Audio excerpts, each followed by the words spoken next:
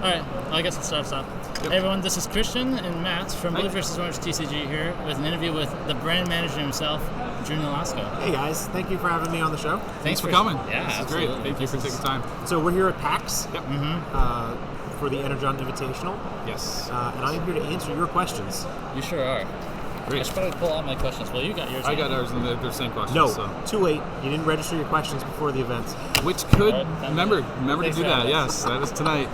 Yes, if you are putting this up live today, please remember to register your decks, and you're participating in the Energon Invitational. Please register your deck. Yes. Online at the Pastime site. Yep. I should do that tonight. I forgot to do that. Yeah, we gotta do that tonight. So, Excellent. so I'll start. I have the first question for you, Drew. Go for it. All right. So a lot of people will watch the videos. They kind of know a lot about Transformers. I don't know if a lot of people know about you per se. So the first question is going to throw you off guard, maybe not. But basically, you're the brand manager for Yes. Transformers TCG. What does that really entail? So, at Wizards, we management of a product line or a brand generally has two manager types. Sure. One of them manages game design. Okay. And so for Transformers TCG, that person is Charlie Catino. Okay. And Charlie is the longest tenured Wizards employee at this point. He cool. was an alpha tester for Magic. Alpha tester. Not even a beta tester. No, not even a beta tester. He was an alpha tester for Magic. And so he leads the game design group. So Ken Nagel, for example, the lead designer for Transformers, reports to Charlie. Cool. Very cool. All of the other stuff that goes into making and selling a product wraps up either directly or indirectly to me. So, for example, marketing and PR, like John Short, who you guys know from his frequent online presence and many gifts. Yes. He reports to me. Gotcha. So, in the brand manager does all the other stuff, and that other stuff generally is, what are we doing? When are we doing it? Why are we doing it? Are players going to like it? And then a whole bunch of questions that relate to how do we do this thing? And that's like, how do we make plastic cards for the Energon? Sure. How do we construct this? And those people don't report to me. Those are product designers, packaging designers. We call them product engineers. They're the people who work with the factory and say, hey, we want to do this thing. Here are some ideas about how we do it. Let's talk. So like developing this new process for making these cards was a product engineers. And they report up to a different manager, but that responsibility falls under the brand manager. Okay. And then once we have a thing, right, we know what the thing is and when we're going to sell it and what it is and how we're going to make it. We've made it. Now we actually have to let people know about it, how it's awesome, and then for there, that's marketing and public relations.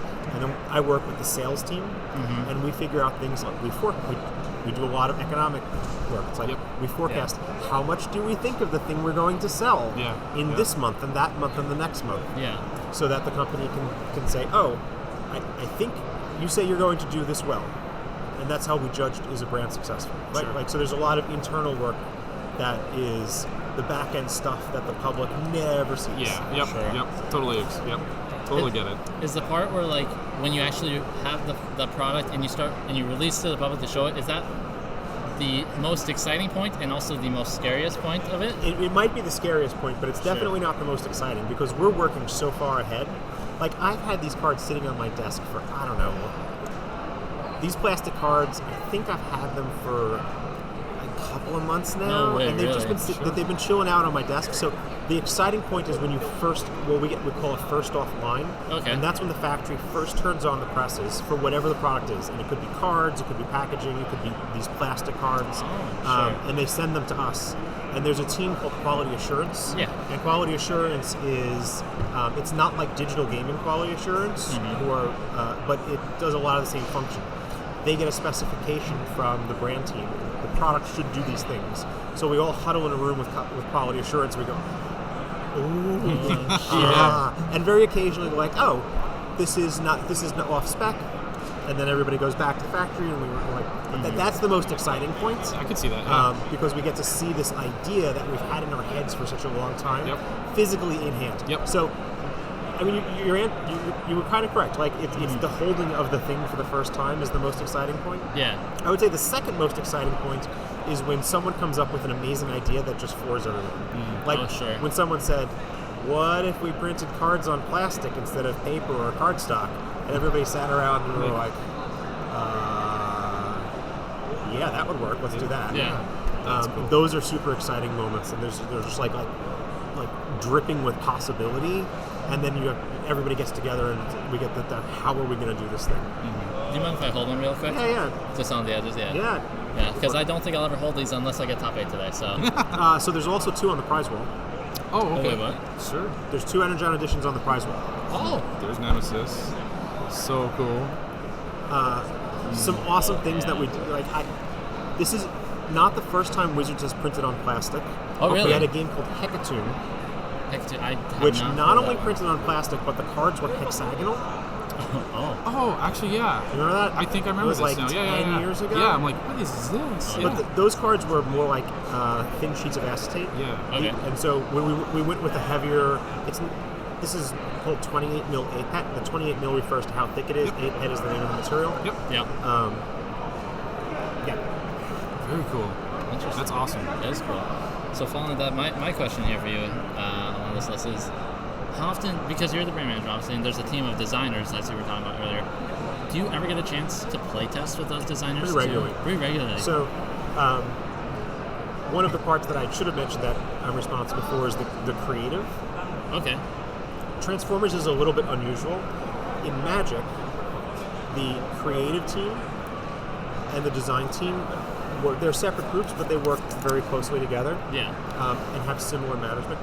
Because Transformers is an IP owned by Hasbro, and I know Wizards Yes. is Hasbro. Yep. Yeah. I own the relationship with Hasbro, so the Sure. creative work rolls up to me. So yes, so I'm not only playtesting with the designers, but I'm also doing the creative work. So for example, for War for Cybertron Siege 1 and 2, we had this big powwow with the Transformers creative team and the toy team over there, and they're awesome partners. And I got a download of what was going on, and I was like, great, we're going to do this thing because that sounds awesome. And then so I go back to the design team, and I have a powwow with Ken, Yeah. and I'm like, hey, Ken, the next set's going to be set on Cybertron. No Earth vehicles, next 2 sets, no Earth vehicles, all Cybertron modes. And then I go to the art director, Shannon Duncan, and I'm like, hey, we're gonna no Earth vehicles. Not only are we going to have to do art for on Cybertron, but for a lot of these characters, we're going to have to work with artists and design teams to create what the Cybertronian design Sure, looks yep. like. Octone's my favorite example.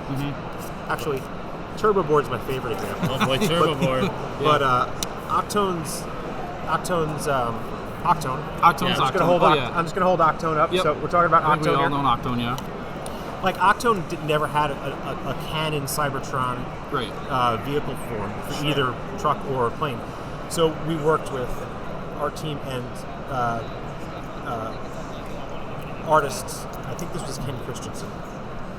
Okay. I think. And then after, so that's the first part of how I interact with the designers. Yeah. The second part is we play, and Yeah. we play tests, and some of that is for game design purposes, like Yeah. my playtest. They're playing for game design purposes, but some of it's also for like, hey, does this card feel like a certain Transform. name of character? Sure. Because that's a big part of making this successful is does it feel like Springer or Oh, what have sure. you? Yep. That's fair. I like that. I don't get to play as much as I'd like, Yeah. but I Yeah. do play pretty regularly. Well, good. Well, that's good. Yeah. We wish we could play more. But I get that, Life yeah. gets in the way sometimes. Was there like a moment between Wave 1 and Wave 4 playtesting where you just had this like amazing moment of just like, this character is awesome when you first started playtesting him? Yes, there's a bunch. Yeah.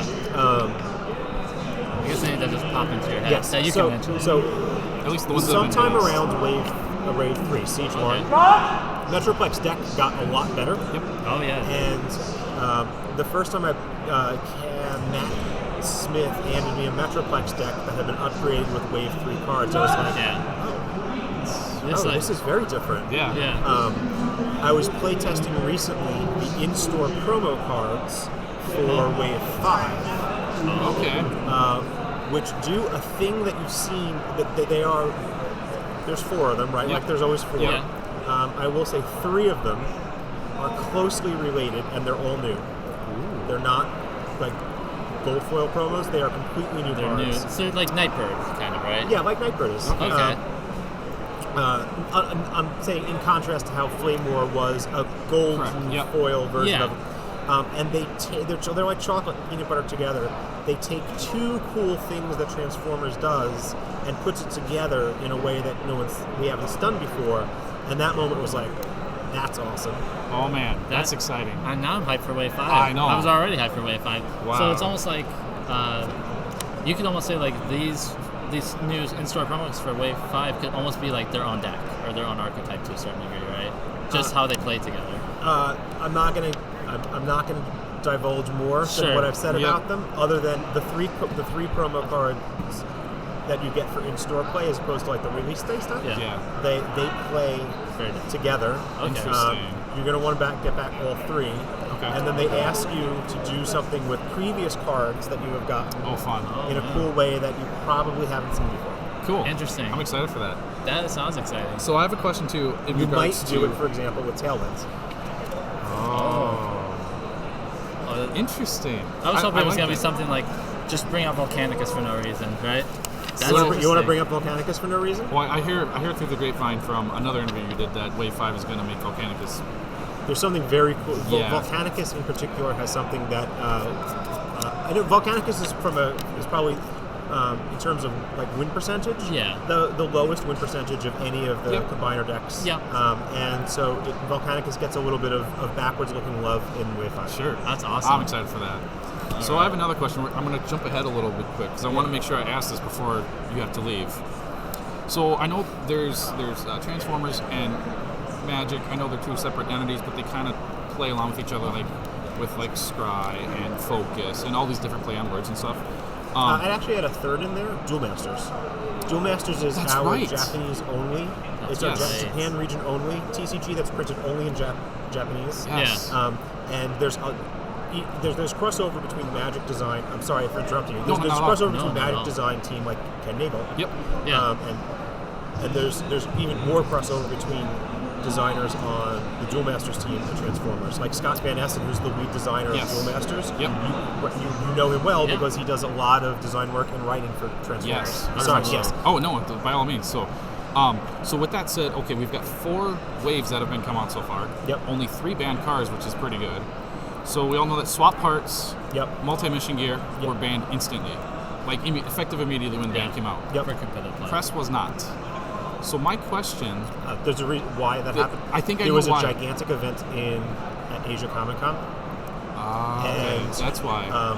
We would not have given the players at Asia Comic Con to enough warning.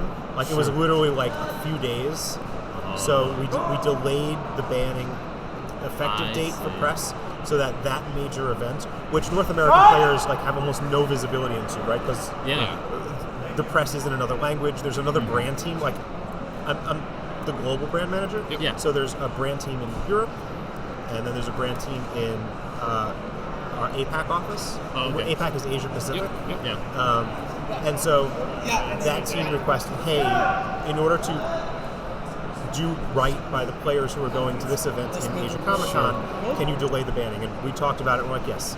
In I general, see. our bannings will be effective the day that they are announced. Okay. And that's why we try and time it so that there's at least a week prep before the next major event. In that one case, that was not the case, but we needed to announce it. Yeah. Sure. So, Okay. So I want to. Okay, so if that's the reason, I just want to touch up because it was a theory I had. Such a great theory. go for it. Okay, so we all know that like Magic, you kind of each set kind of tells a story in a way, and you play through the story. From what I understand of Magic, To some degree, yeah. to some degree, I would say that's more true about the Siege sets. yeah. Okay, Yeah. so which would make sense with the theory was and there is no yes or no, but more or less, this is what my theory is. I've always wanted to ask you was Press created at some point knowing that it was going to be banned just to sway? No. Okay. So- that was my theory. Like, Because to it change like the fit story. it fit the thematics, right? Like Yeah. Press the Advantage in Siege 1 was really, really good, and then it got banned for Siege 2 for because the of the thematics. Cybertron. No. Yeah. Okay. We would never create a card knowing it would be banned. Okay, I will say this: the theory the design theory is, if a game, I hear this with the spirit that it's intended. Mm-hmm. If a game never bans a card, it means one of two things. Yes. Either they have unbelievable playtesting resources, above and beyond Yeah. Just big companies, Yeah. Yeah. or the game design isn't pushing the envelope. Correct. And we want to push the envelope. You'll notice that two of the cards that we banned were from Wave 1. Yes. And the Wave 1 cards, we did that. That was Wave 1, the first set. Yeah. We had a theory. Yeah. Game design evolves over time. Yep. And as the game evolved, we found these two weak points in the design. Yeah. I would say that the design of Transformers moved away from places where those cards were safe. Sure. I get that. Appreciate Yeah. that.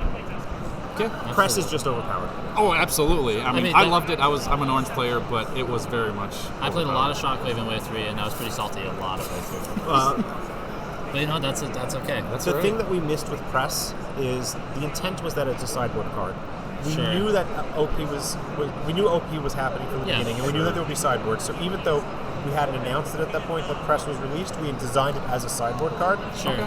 And what we underestimated is how good it was, even if you were running just one Autobot, Sure. Yeah. Yeah. right? And like you run just one Autobot, and it's still a useful card.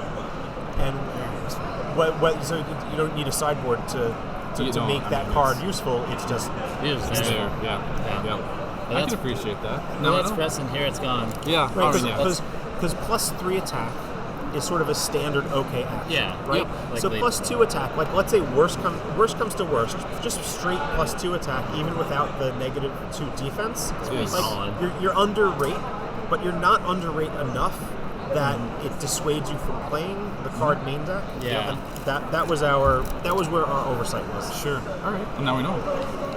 What's your next question? I gotta find him again. Okay. I know I jumped ahead on that one. I just wanted to ask that one to see if the theory is true or not. So.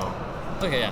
So this is a question I wanted to ask, kind of getting more into like the now organized play tournament setting stuff. Yep. I guess with the Energon Invitational today, or tomorrow, I was curious. So like because we're on the eve of it, and I believe on Facebook there was a post about people make sure to register, and there was about 90 registered. Like this is like a week ago, I want to say probably. I don't know how much it is now or how much it'll be tomorrow, but. Would you say that the ratio of people who got invites and the people who actually so far have registered and are going to play in the Invitational here at Philly, is that about the ratio that you expected or kind of hoped for? Yeah, it's within the range that we expected. Yeah. It's above the wow. We did something wrong. Low end of the range. Yeah. Like how could we make this better for people? And the high end of the range, like there was a potential for 1,800 people, like because that's the total number of stores really? who see- ran a qualifier. Yeah. Like there could. Sorry, who could have run a qualifier Yeah, event? who got like Right. the Yep. yeah. Not every store ran their qualifier event. Not Yeah. everybody's going to come to the event. And some of those events will run outside of North America, right? So Yeah. very few of those people are going to be able to show up given the travel costs, For which sure. is why we hold things like Asia Comic Con. Yeah. Yep. We'll see tomorrow. Yeah. Yeah. This is I'm a question I excited. can't fully answer until the event I'll has start. started. Yep. For sure. I get that. For sure. So. Because I do know there's a lot of people showing up tomorrow who aren't coming today. I get that. Gotcha. That makes sense. Makes sense. And then with that invite system, the store championship invite system, which for the record I want to say I absolutely love because I think it's just such a cool idea to actually be a store champion. I think it's just thematically really cool with Transformers. Would you say so far, and probably again you can't tell tomorrow, but would you say that did really well? It was great for us. It was great. So you would totally do it again like next year. So, yes, there's so many benefits from the in-store play championship system. Yeah. There's the lead up to it. Ultimately, it drove communities in store. Yep. Yeah. It was great for us from a sales point of view. I bet. Perfect. That's It was the players enjoyed it, and we saw quite a number of players traveling from store to store. Oh yeah. Oh yeah. We did that. We sure did. 7 stores, man. And that's awesome too. That like, I don't know how much you got to talking to people with the home community at another store that we went to. Yeah. But we saw a bunch of that. Yeah, Sure did, yeah. We now see stores Skype playing over VoIP against other stores, like stores that Over have like got stores yeah, itself. Really. yeah. There's it's fantastic. That's That's awesome. super cool. What could we do to improve it from your perspective? Oh man, that's a tough one, right? Because like you have like the stores, or like you said, there was like 1,800 possible stores, right, that could run them. I think, and this might be difficult to do, like give a bigger incentive for the stores themselves to run the event, right? That may not have a scene, right? Because we did a lot of convincing. We were calling stores all over our states. They'd be like, hey, can you please just run this event, right? We will make sure there's at least 4 people to make the sanction. We will buy product, right? We'll make sure if you could just run the event, that'd be great. And a lot of people were willing, right? But there was a lot of not willing stores. I think we had a total of 8 stores out of 39 that got kits that were going to do it. That played it. A lot of them like, we can't. We can't. Yeah. We tried. And I'd say that is the biggest area of challenge in Transformers right now, and the place we're focusing on is, and this is true for starting up any new collectible game. Yeah. Oh, hands down. Building areas of store strength, and I mean geographic regions. Yeah. And we have some regions that are super strong, and lots of stores do it, and that mutually reinforces. It's like if there's a play community that'll travel to several stores within like an hour driving distance. Yeah, that helps. Like this area, we're in Philadelphia. Philadelphia area and South Jersey area, a lot of stores. There's playing. a lot of players from this area. And there are areas like that across the United States, but there are also areas where that's not true. And so that's one of our focuses coming up is increasing the number of metro regions in particular, where there are several strong stores so that a community can develop and that can be overlapping strength from store to store. Excellent. I like that. I like that a lot. I got at least one more question because I know we're probably getting close to your time limit here. Well, I can check the time because you said 15 minutes, right? 50. 50? Okay. 5-0? Yeah, I gotta leave it. Yeah, to Oh, I 15. thought it was 1-5. I'm like, oh my gosh. No. Oh, it's even better. Oh man. No Okay, filter, so driver, I know you love Transformers. Uh-huh. Okay. And there was a time I was just flipping through YouTube and I think I came across an older YouTube video. I think you were talking about another Wizards of the Coast product. It wasn't Transformers. Judo? I'm not sure what it was, to be honest. So, Yeah. 6-7 years ago? Yes, and you were wearing a Decepticon shirt. And I'm like, oh my gosh, that's Drew from Transformers. But then I was thinking, like, at that point, like, how long was Transformers being made or was in the works until it was released in 2018? I'd say about 18 months. 18 months? Oh, okay. All right. That's actually much shorter than I expected. Yeah. So what you probably saw was me. If it's old, I was the lead, probably at that time, the lead designer for Kaijudo, Okay. Rise of the Duel Masters, which was a trading card game for kids. Yeah. Like I think that was it. years actually. ago. Yeah. I did that before I did the project that I was on before this, and another project I did that. Okay. And you probably saw me wearing some sort of official Hasbro gear at that point. Which would make sense. Yeah. So that would be it. Huh. That's something else. 18 months. That's impressive. That is I've had it impressive. like 2-3 years, but I mean, the game, when I first played it with Wave 1, because when we first got into the game, you saw it just like at a random store. It was like, I'll learn to play. And we're like, that's kind of cool. Yeah. You know, we've been out of like trading card games because we came from like Yu-Gi-Oh! For like many years. As And did we're many Transformers TCG players. Yeah. So- Yeah. And we're like, let's just go check it out. I'm sure it'll be just some sort of crazy little IP trading card game. We got there and we just fell in love. I think there was a lot of things that really hooked us into the game. One thing I think is we're like addicted pack pullers. So like every time you open a pack and there's a character card, right? It'd be one thing if it was all these small. All right, hold on, let's all do it. Oh, wait, we gotta do it. Man, this is my favorite part Okay, of the so game. earlier when you gave me I it, magically produce packs out of thin air. that's the power of Ready? being a brand Right, manager. beautiful. I What do we think. get? I hope it's another rare. You got me Darkbound earlier. I got Barrage. Ooh, Oh, that's solid. Solid. That's solid comment right there. Snarl to go with my sludge earlier. Oh, Awesome. and a slug. A slug to go with your snarl. There you we go. go. That's All right, awesome. let's see what we got in battle card lands. Yeah, absolutely. Oh, I Mechana Matrix. Oh, that's solid right there. That's good. Shock absorbers that everyone plays. Oh boy, a multi-mission gear. Good thing that's not banned. There you go.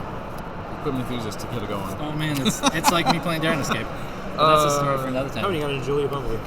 I did. That's awesome. Thank Which you so much uh, is for also that. a foil card in the Energon edition, by the With way. new art. With Yeah. new art. And With new the art. art's beautiful. Yeah, it is beautiful.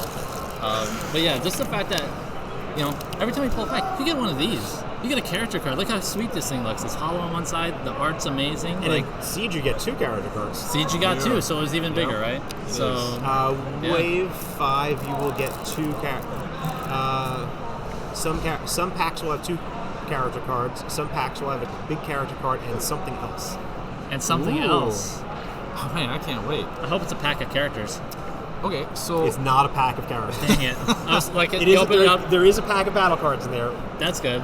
We that's need those. excellent. So let me see here. When Wave 1 came out, I guess PAX Unplugged was like the tournament setting for that. yeah. And then Wave 2 we had Origins. Is it Origins? It was Origins, like the major Origins. tournament. Yeah, Yeah. yeah. Wave. So is the plan like every wave will also have some type of major tournament or event with it associated? If possible. I'm not going to I promise that, but to the degree possible, Yeah. with the somewhat sliding schedule of, Yeah. of big events Yep. and the somewhat sliding schedule of waves of Transformers, yes, it makes a lot of sense. Yeah. It's good business. It is. Uh, That's what I thought from a business standpoint. It's amazing. Yeah.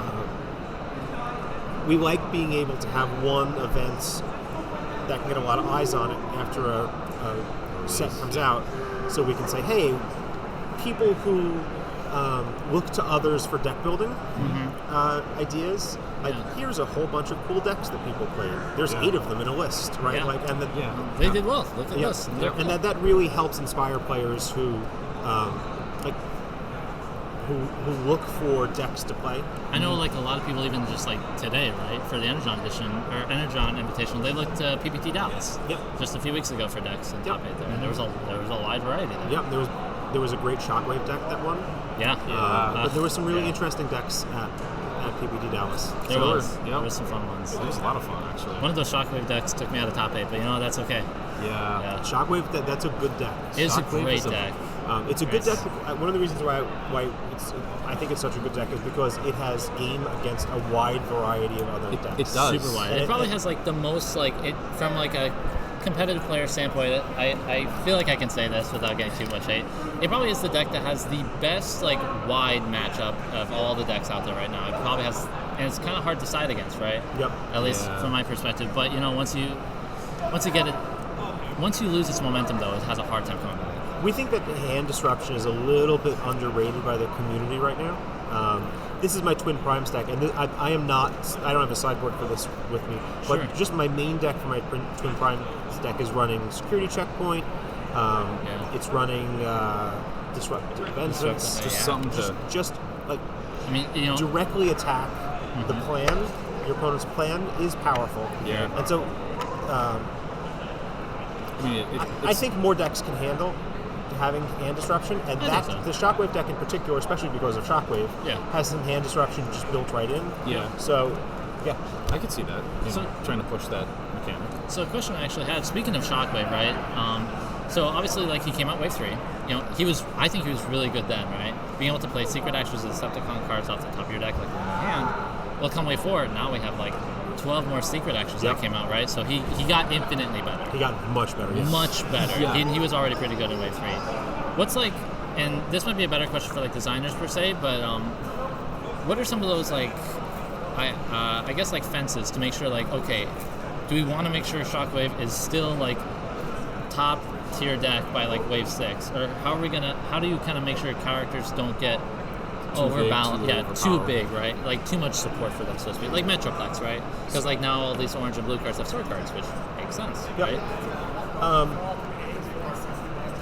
That is a pretty complex question. I can imagine. It requires a pretty complex answer. Yeah. In some ways, and some of the answers I give you are not fully overlapping. Correct. Sure. So, Yeah. in one sense, we want to provide tools to players to evolve the metagame themselves, right? Like Yeah. Scott and Ken talk about this in their articles, is that we are giving players tools to try to drive the metagame where it goes, and we are stewards, right? Like, Absolutely. I think very rarely do we say, our plan is, all right, look at the calendar, which are the top 5 characters, and then we're like, oh, November 2022. Let's drop Shockwave off the list. Like, that's not how this works. That's right. Barrage Day. Yeah. All right, I was like, well, what we do instead is we look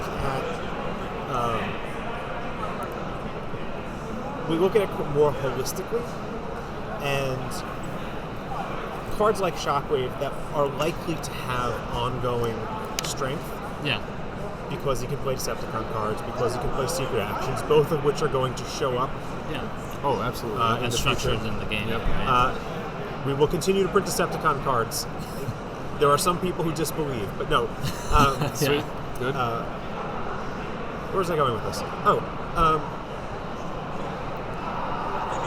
So it's all the relative power level. There are characters who are going to drop off, yeah. right? Like that That's happens. TCG. That's trading card games. Yep. Yeah. As the metagame evolves, some strategies are going to prosper while others drop off. And every once in a while, we do go back and look at things that have dropped off the meta. You're like, Okay. that was fun, Yeah. but it can't compete now. Sounds like How can Yeah. we make that competitive-ish Yeah. to some level? Yeah. What's the tool we could give it that's like, oh, go back to your question, you're like, there's a card in Wave 5 that does this for Cosmos, Cosmos. Oh man. Oh, My man. Sun Hero. right? Because Cosmos is super fun. Oh Oh, yeah. yeah. Right, it doesn't turn Cosmos into like the most regular play pattern because that's not fun. No. No. Like it's Cosmos is with the dream. Cosmos is a living the dream deck. You probably don't really take it to is. the Energon Invitational, even if it's not that reliable. But like the metagame's moved on from Cosmos quite a bit. Yeah. Like I remember Cosmos Nemesis decks from like Oh, yeah, day absolutely. one. Yeah. Fun. Those are So- some of my favorite decks. Yep. We go back and look at what was fun to play, what did people enjoy, and is it possible to give some love to those cards without invalidating Sure. everything Yeah. else? Like This gives me hope for like Orange in Wave 5. Oh, I'm sure there'll be a lot of hope for Orange So in Wave 5, yeah, right? We'll see. Yeah, that'll be exciting.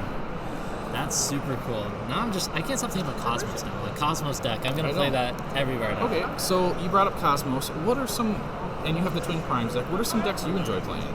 I really And they don't have to be competitive because like Christian, my brother, is the competitive player, but I'm more like fun. I like to just have a good time with other people and play like janky decks. people play trading card games for an entirely broad spectrum Yes. of reasons. Oh, absolutely. Okay. Yeah. So, what card decks do I enjoy playing? Yeah. I really like playing the Off-Road Patrol deck, Okay. which is back in my hotel room.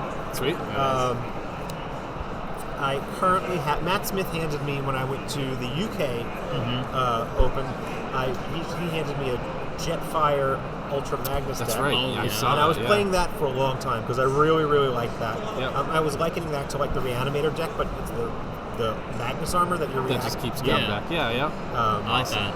That was a fun deck. You played that for a right, while. that's a really fun deck. It Yeah. has a really interesting play pattern. Yeah. I like playing Devastator. Yeah. Yeah. I do too. I And love Devastator certainly got better with double black pips. Right? Yeah. Yeah, or in like designated target, I think the card is Pierce 2 to everyone's on this turn. That got good. Yep.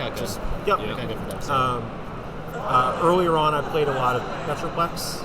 I'm a big fan of Metroplex. And I think the next deck I'm going to tackle is probably Triptychon. Sure. Yeah, that's kind of Absolutely. the one that's kind of doesn't have a lot of traction, but I don't think a lot of people really know how to build it quite yet. It's a very unique deck. It's a fun play It's style. a very, very different play style. Yeah. It's like the only deck so far that's around that's like, oh wait, I want to kill my characters? Yes. Yeah. Right. Like, I mean, there's a lot of decks that want to piece their tyranny, right? Yeah. But that deck is like it recycles. Yeah. It's yeah. I Recycle machine. I am not the world's best technical player. Yeah. Oh, me neither, Which so yeah, probably no. means I'll do terrible with Triptychon because it's the kind of deck. Matt Smith is very good with Triptychon. Sure. And it requires pretty precise technical play. Yeah. That is not my strong suit. Yeah, I'm out too. But I want to give it a try. Absolutely. Cool. That would be fun. And I mean, everyone gets it in a box, so it's I mean, I have Everyone What do you has- guys think of that? Oh, I actually really like the idea, right? And I like how it's not like, you know, going back to like the competitive fun thing. I like how Triptychon is a really fun deck. I think if it would be a really competitive deck, it'd be kind of a bummer to people who can't afford to buy boxes, right? Like last we bought 4 boxes of Wave 4, right? So we have 4 Triptychons. If that was each. Yeah. Yeah. So if that was a really competitive character, that'd be kind of a bummer, right? But the fact that it's this really fun character, completely new playstyle, really thematic, right? Everyone was excited for Triptychon. I think that was really, really cool. I like the box topper idea, right? And I don't think I'd do it for every set though. I think I'd kind of like surprise every wave, like It's not going to be every set. yeah. Yeah. Some sets will have a box bottomer, like Triptychon. Yep. Yeah. Not every set will. It's not surprise and delight if you expect it every time. Yep. Yeah, exactly, right? I personally loved it because, like, I like to get other players involved in the game. You know, someone might be like, hey, you know, I see they've just bought some Transformers, we'll play, and if they really like the game, I'll be like, here's a copy of, you know, Triptychon, have fun with it, you know. Thank you, Yeah. because that was one of the reasons we did it. And so Yeah, I've it's given out a couple. I mean, I've mailed I think 2 out already, and I'm giving one to another local guy already. So it's Yeah. it's just a, like, this is the game. Have fun, you know. Go. Our estimate was that the player who purchases more than one box is also probably the player who is a good evangelist for Transformers TCG. Yeah, We gave them a absolutely. tool. It's like, yes, they can use it to trade, Yep. but they're probably going to give it to someone and say, "Oh, here, I made this deck of commons." Yep. And I know Triptychon's not the most ideal for that. We're going to working on that for future versions of this. Yeah. But It gives them a deck to play. Yes. Right. Yep. You know, it's like you have these characters. You don't need to like have like Grimlock and Snarl and Sludge to play Dinobots. You just hand them a Triptychon pack and like there you go. There's a deck, right? And I think that's probably my favorite part of Transformers is because like the sets are kind of spaced at a good amount, and you don't get a lot of cards. Like when you Yeah. buy a box or two, you have a lot of extras. I enjoy actually giving extras to other players. I know Yeah. it seems cliche or whatever, but to me that's what brings me joy in the game. Yeah. It's and fun, getting right? other people to play, and that's mean, what I love about that's, it. that's the tabletop Yeah. play experience, right? Yeah. Like that's why we do this is because there's other cool people, right? Transformers is the vehicle that we have these great Oh, interactions yeah, with. Yeah. for There are other cool games that have other great interactions, but ultimately tabletop play is about communities of players. It really is. Yep. And it's awesome that you do that, and I'm happy to hear that. I know a lot of other people do that, and that's how Yeah. we get stronger communities. It is too. That's how we It build is. it. That's how we have to build it. I mean, just think of day one when we went to Learn to Play. Yep. Someone just handed us a stack of cards Yep. that they didn't need. It's like, oh, check this out, right? You mentioned something that I wanted to, the timing between sets. Yes. So, we cannot please everyone, right? Right. Never can. Some people are like, I want new sets every 2 months. And other players are like, 3 sets a year? Oh my, how am I going to do? So, what do you think? You mentioned you like the cadence. What do you think? So I'll start off on that. So like time for spacing, right? When it comes to like competitive play, because that's what I really like about this game is it's really good competitively. I remember like the tail end, like the last like 3 weeks of a new set, I get a little bored, right? Oh, I've seen this deck already. You know, wave 1, I took a break for like 2 weeks, right? And the wave 2, I took a break till Origins popped up, then I kind of re-triggered. Even like wave 3, I didn't do a lot of wave 3 playtesting before wave 4 came out because I saw a lot of decks already. I played it for like 3-4 months, right? But that's like perfect, right, to me, because by that point I'm ready for a new set, Yep. and the new set's only a few weeks away.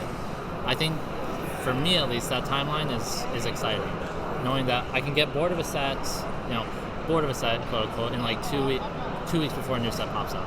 That kind of re-triggers and starts the cycle over again for me. I like it personally, like a set a quarter. I think from a player standpoint, it's, you know, if it's too close, you might get burned out and go to a different game. It gets expensive. If it's too far away, it's like, okay, this It was is with Tristan, go to something else. So I think one Yeah. a quarter, I think sounds good, and then I think from like a business standpoint, which to me it sounds like that's a good spacing too. But I obviously don't know much on the business standpoint. But that's what I would think of anyway. Cool, thanks. So He just yeah. folded that Octone. Oh He just my folded gosh, the Octone. You did. I Hold that fold- up for the camera. Did you You just fold should that do Octone? that. Wow. I fold all my triple-sided cards. Thank you. That's amazing. That's good. Why? What's the matter? Nothing. Oh, You it's see so many people are like, you can't fold them and stuff. I'm like, it's a card. I remember Do back what in you wave want. 2. It's your card. You bought it. Yeah. People literally sat at their desks and did this To for their like options. 500 iterations before we printed triple-sided sure, I suppose cards Yeah, to absolutely. make sure that on average it was durable enough. I've never had a card break on me, a full limit card. The worst I had was maybe wave 2, some of the corners were a little stiff. But otherwise, but it was okay though, because I'd be like, perfect, those will go on my top loaders where Yeah. I'll combine. That's awesome. But yeah, Anyway, That's cool. Yeah. Oh, man, I got other questions now I can go back to. go for it. yeah, Perfect. absolutely. Oh, here's another good one. Okay, a lot of people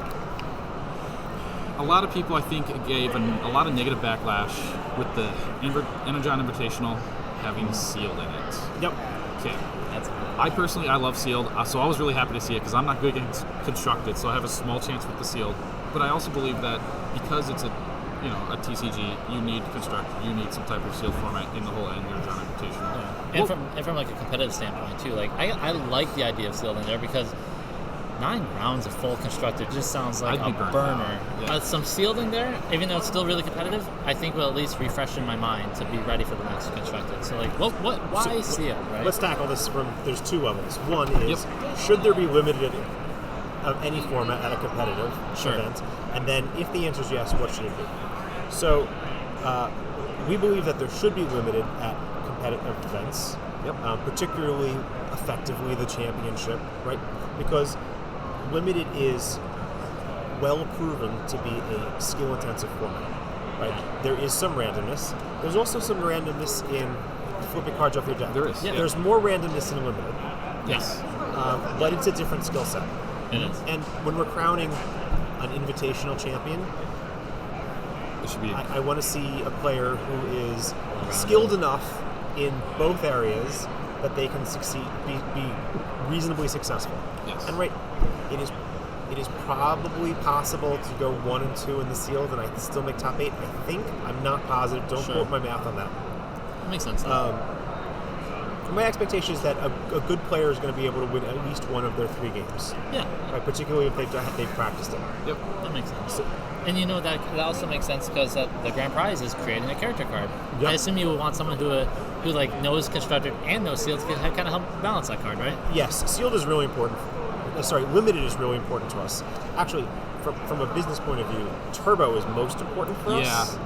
Yeah. Yep. Turbo is a fantastic for us as a brand. Yep. It's fast, it's fun, you can do it again. It's a good great for way to teaching. open box. It's a good way to teach. But turbo is not appropriate for a super competitive event, right? It's No. too Yeah. random. It's I pulled a sound. So we have a third brother here who's never played Transformers. So we got him in on some turbo here, and I pulled a Sound Blaster while he pulled just commons, right? So it's. But then you get to do it again, right? You Like get to do it turbo's again, over right? and you get to open some more packs. Yeah. Yeah. And that's not the case in a big convention. No. So we think there should be limited play. So it comes down to what sealed or draft, because turbo's not appropriate. correct. Yeah. So draft is super skill intensive for Transformers, and Yeah. we know that there Yeah. are many players who draft Transformers. Yep. We occasionally draft Transformers in the office. It's not a limited format that we're currently pushing Sure. because of how skill intensive it is. It weirdly drafts, and this is inherent in Transformers because of the two-sided nature of the cards. Drafts where more formats where more information is public are more skill intensive than draft formats where less information is public. Which is Sure. why in Magic terms, Rochester draft is ridiculously skill intensive, and Transformers draft is I think so skill intensive and pretty time consuming Yeah. that would it be the best? It would be the best expression of limited skill, probably. Is it something that people who are not competing in the event, who are watching the Energon Invitational, would enjoy? Probably not. Probably not. I No. think so. Whereas Sealed Deck is something that everybody can do, Yep. Yeah. right? And so, I mean, the Energon Invitational Yes, yeah. is not just for the players here; it's for the entirety of the player base, who may not go into stores even, but who are looking at this because it's the pinnacle of play. Yeah. So we want something that is relatable, even if the skill gap is there, like between just me and my friends play at the kitchen table, as opposed to I go play in Transformers constructed events every week during qualifier season. Yeah. And so that's why we chose sealed over draft. Makes sense. Yeah. That answers your question? It does. It does. Yep. What was the reasoning behind like going like 2 rounds of constructed, 3 rounds of sealed, and then Just a good number. On the advice of the folks who are actually running the event, our Sure. partners at Pastimes Games, Uh-huh. they wanted a break in between the constructed rounds, and also it helps with some of the process stuff of actually running a tournament Sure. here. Sure. That makes sense. Answers question. That definitely is my Perfect. question. Kind of going back to like the creating a character piece Yes. as a grand prize. There's not a lot of information out there about like what that process is, right? There's a lot of kind of mystery surrounding that golden like So goblet, right? we did this in Kaijudo more than once. So Okay. Wizards has a bunch of experience under the belt. Yeah. I was part of that. So in general, the way it'll work is the winner will probably have a brief conference call Yep. and with them and me and some game designers, and they're like, hey, what do you want to do? Sure. And my best guess is that the person will come into this knowing a character that they want to do. It's possible that the winner will come into this knowing a mechanic that they want. Yeah. But it's more likely we're guessing that they want a character. Sure. So let's take the character example. Pick a character. Wheeljack. Hey, I'd love to do a new Wheeljack card. Great. Wheeljack on the list of characters we've already done, pre-approved by Transformers team. Let's talk about what iteration of Wheeljack you want to represent in card form. Oh, sure. Right? It has to be Generations. Yep. Right? So we're not talking anything that is a co-production with another company. Right? Generations is Hasbro's own. Yep. So, for example, not a movie version of a character. No Michael Bay. Oh no. So we'll narrow down with the person what that character does. Yep. Then we'll talk about that character's personality traits, what their role on their faction team is. Like Okay. Wheeljack's an inventor. Yeah. So we'll suggest to the winner, hey, Wheeljack's an inventor. Let's talk about how that can happen, and then we will come through work through an ability.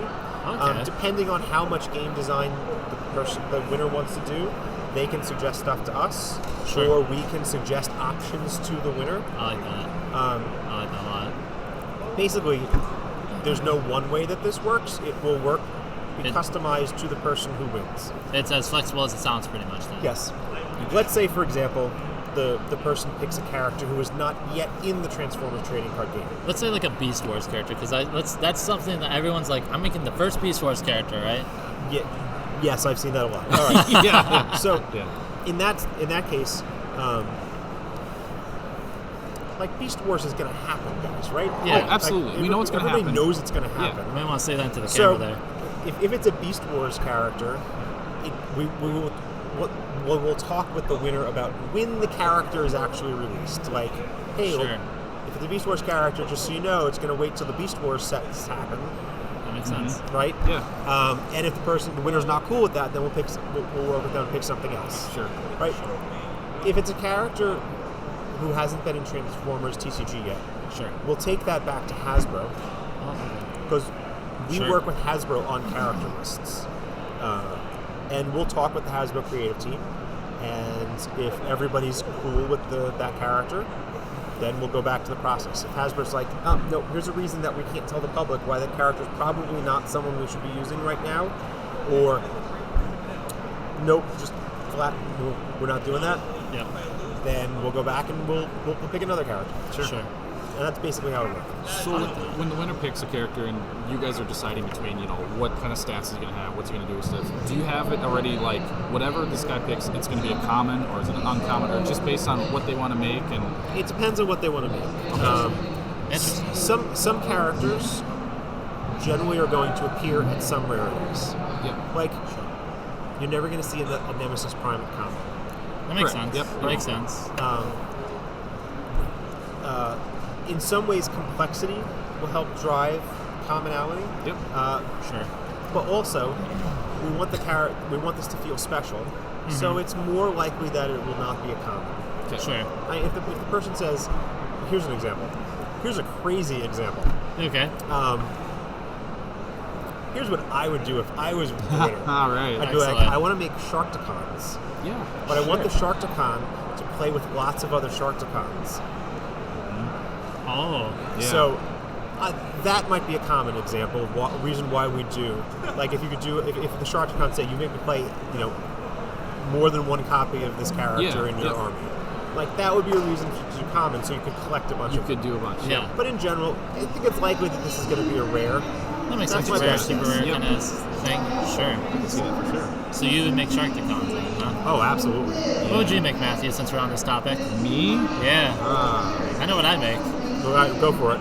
I would make a new Wheeljack, actually. That was not just that was not conjecture. That was actually what you were doing. That was me. I mean, if I go first place, we're gonna talk again, and you're already gonna know it's gonna be a Wheeljack. I want like a Wheeljack that's kind of like, because I like how you're also guiding people into creating cards that don't know the lore, because I'm not coming into this as a Transformers fan. I'm coming into this as a fan of TCGs, Right. with very little Transformers lore background, right? But I know like Wheeljack's an inventor / scientist, weapons inventor type of guy. I almost like the idea of like some sort of like counterpart to Major Shockwave in Wheeljack in some way, And- with lots of weapons. That type of information from the winner, Uh-huh. like that's totally, we work with that, right? Yeah. And then we'll talk with you about the parts that you're not familiar with. Like, Sure. if you, like we'll talk about who Wheeljack is. I might even send you a bio of Wheeljack, That'd be cool. right? So you can be like, oh, this is what Wheeljack does, and that's how that works. Okay, that makes That's sense. cool. All right, who's your character? Yep. So, I really fell in love with Blaster. And I know that there's Blaster versus Soundwave. Yep. And I know Soundwave's in Wave 3. Yes. There's no other Blaster. In the sense. So yeah. it would be like, maybe we could do like a Blaster. I don't know. That was kind of the first thing that came to mind. Yeah, we can work with that. Yeah. Figured so. I don't know if I'll make it to the top, but hey, No, it's we my gotta, dream. We gotta hope, right? You gotta have something prepared, right? Yep, And I so as sure you do. get there, I'm like, I don't know what I gotta make. Yep. You know. I sure do. So. Awesome. And on that note, I think we have time for one more question. Yep. Yeah. Yep. Absolutely. You want to do the last one? Yeah, I'll do the last Okay. one. So this is kind of, I guess, kind of like a little bit of a call to action. So like, call to action, like a question for you about the community, right? Yep. I can say for certain that this is like one of the coolest communities of any game or hobby that I have ever We been agree. a part of, right? Not like, to put down other communities. No, it's but- just This one just as for me, it just had such a great experience, right? We went to PPT Dallas. Yep. Never been to Dallas. First time flying to like a major event for a trading card game, right? We Now flew you're across second. the country. yep. Yeah, now second. Yep. And everyone in Dallas was amazing, right? Everyone was just like Super like, friendly, welcoming. The Like Dallas crew is really cool. Super cool, Dallas, right? Dallas, the Dallas Fort Worth area Yep. is Yeah. a really big area of strength for Transformers games. Yes. There's a bunch of stores down there. There's a really good community. They are a really cool and welcoming community. So Yeah. I'm glad that they were welcome to you as I mean, new they- Dallas folks. I mean, they said they appreciated us just coming down for this tournament, right? I mean, like, I don't know where else he would go that would be excited to have other people play in a tournament like that, right? So on that note, like, what has been like, It's like some of the good things you've yeah, seen. like one of your favorite moments that you've seen from this community that just like stick out like that, like almost brought like a tear to your eye from the community, right? That's like kind of warmed your heart, right? So the community is super supportive of other players in the community. Sure. That in general is the thing that I think is most important. Yeah. Like the community largely avoids negativity against Yeah. other player individuals. You're right. Yeah. Yep. Right? Yep. Hey, I've seen that. Sometimes there's negativity towards us. That is called feedback, Yeah. right? Critiquing. But I've been in a lot of other gaming communities across different tabletop digital games where personal attacks run rampant. And then there are rivalries, whether they're fake rivalries or real rivalries, I don't Yeah. care. But it's just awful. And It the burns you out. Transformers community is very supportive of other players, and I think that overall is the most important thing that has made this community very, very awesome and pleasant. Absolutely. If you're asking for individual events, the first Origins, watching players who had seen each other online meet Oh, in person. Yeah, for the Yeah. that's first like time. our favorite thing today is meeting other people Yeah. face to face. Yeah, Yeah. that's watching that first face to face, and even myself, because I didn't, interact with a lot of folks face to face. Yeah. Yeah. Sorry, I wasn't at Origins. John was at Origins. I was at Gen Con. Yeah. Watching that happen at Gen Con, John told me about his experience at Origins. John Shork, our PR manager. Yeah. And he because he was meeting people there for the first time. And so I think watching that internet friendship in first time in real life meeting is my favorite part. That's cool. Yeah. I can appreciate that a lot, actually. Absolutely. Because hey, some games come and games go, but once you create a friendship with another gamer or another group of That could gamers, stay That forever. it could lasts stick, for many man. different games. Yep. That can last. Yep. Yeah. Next thing you're on another game Facebook group and like, hey, you're from Transformers, right? Yep. It just happens. Yep. And then just that last little quick second part of that question is because I personally believe, and I'm sure some players will disagree with me on this, but like for a game to like thrive, it's twofold, right? It requires a lot of work from the designers. It requires a lot of work from the community to keep a game going, right? To a certain degree. So like, what can we as a community do to help better the game? I guess the most like vague way to put it, right? So the single most important thing for the health of Transformers and any new collectible game Yeah. or any living card game, it's all the same, right? If there's one thing, and that is demonstrate to your local game store that there is community, Sure. and that the local game store has a business reason to invest in the game, because they are investing, right? When they buy inventory, that's an investment that they pay off, and how they put bread on their table by selling it to folks. And so we see, and I see this inside the community's online communications all the time. It's like, hey, make sure you go support your local game store. Yeah. So supporting your local game store is really important. That's one of the reasons why we offered a special coupon to local game stores who had supported Transformers with in-store play when we released the Energon Edition. Right? Sure. Again, we released that, but we also wanted to make sure that stores who were already supportive of us had a way to get that at, for them to use for themselves. Yeah. Absolutely. And from the player point of view, that's it. That's it. That's the main thing. All right. Well, there we go. I think we've run out of time and we're out of questions. It's been awesome to talk with you. Yeah. Thank you. It's been a Thank pleasure. you. It's been a great pleasure. Happy to do this again. Oh, Yeah. for sure. We'll probably go to the next. We'll be at the I next mean, one for we're sure. pretty invested right now, right? We're invested now. We're here. Financially and We're emotionally, here. we're invested. I am also invested. You kinda bet. are, aren't Financially you? and emotionally. Yep, yeah, I hear you. Good luck tomorrow in the main event. Yes, Yes. thank you. And I'll be watching you guys. Awesome. Perfect. Thank you. Bye, everyone. Adios. Thanks for watching, guys.